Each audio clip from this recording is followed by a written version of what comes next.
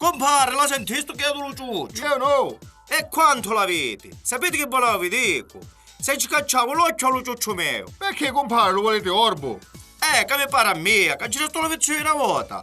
Azzumo lo futti, a onde vedi acqua, s'arroccola e non cammina, manco se l'è pigliato con le brutte maniere. Ma copiano la spunta, che io di forza mi può fottire, ma non di testa. E che vorresti dire con questo fottiri? Niente, che me lo piglio ancora io e lo passo io dall'altra parte. Brava lume compare! Cacciatemi la curiosità, che scuola facesto? Che scuola feci? Io feci le scuole alte.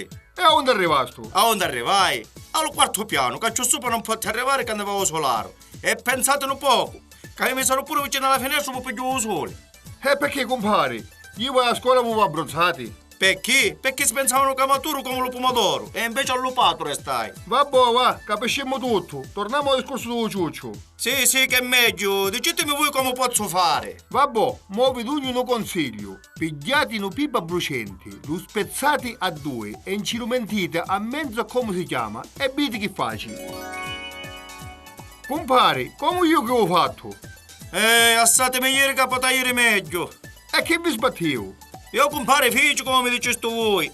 Spezzalo pipi. E poi? E non ce lo mise a mezzo come si chiama. E lo ciuccio che feci? Maria Vergine, fece un satto che non lo pigliava manco una verga di lampo. E con l'altro mezzo che facesto? Me lo misi io, ma io me l'arrivo. E non solo questo.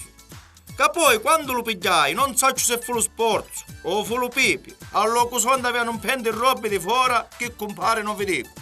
Quando lo portai alla staia, figuratevi un poco, e mi fa papà, lo ciuccio che andavi. E voi che ci chiesto? E incisse, che è malato. Non contento la sera a poco lo pure con la mamma tra la staia.